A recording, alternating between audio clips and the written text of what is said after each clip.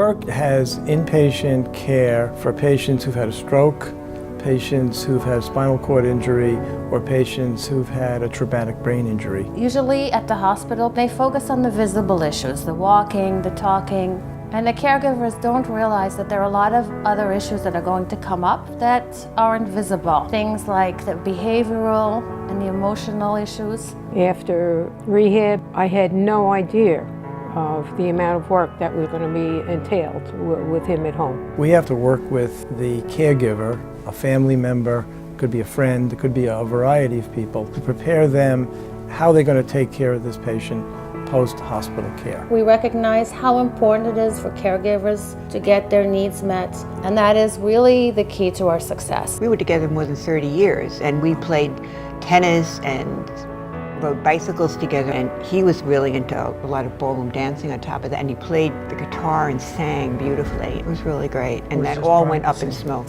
Boom, like that. Almost every caregiver thinks I'm different. Things are going to be okay. I don't need the help.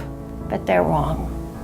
If they don't get the help, everything is going to fall apart. The constant dependence. Questioning why us? It's like half of you has left. Dealing with things she becomes obsessive over. What did we do to deserve this? There's so much that we did together, and then you don't have that anymore. We have several different groups that we offer to caregivers. We have groups in which half of the participants are people who have had brain injuries, and half of the people are caregivers, but they are not related to one another. And that is a wonderful dynamic. To see a person like me, who is a survivor from a TBI, from a lupus stroke, I feel like I bring some hope and inspiration to the group. My husband and I, we became affiliated with some of the discussion and support groups. I don't know where we'd be without those support groups. They see me struggle every day, can hardly walk, but I come because my heart is there and I'm showing them candidly how I feel, what I'm going through. I thought I was alone in the world, and I really wasn't, because everybody else was going through those problems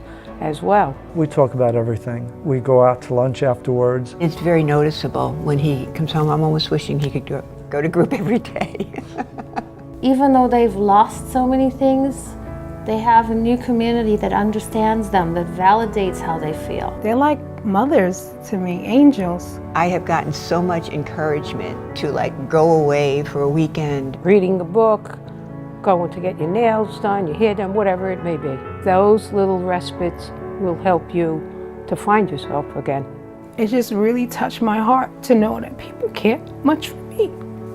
People that are not aware of Burke and its programs, I don't know how they get through it all. Things that you love to do with your partner before, replacing them with something that you love is hard, but that's what makes it special. We're building a ping pong arena in our garage. We're gonna have ping pong take the place of our tennis. I try to, keep it lighthearted and come out with cracks and things. She doesn't find it humorous. Not all the time. It burns her up. What was my purpose? I've lost so much. But now I know what it is, to give people inspiration and hope. And if I can do that for the caregivers, I will continue to do that till the day I die. You begin to grow in ways you never would have grown before. It's an awakening that occurs that is nice to be part of.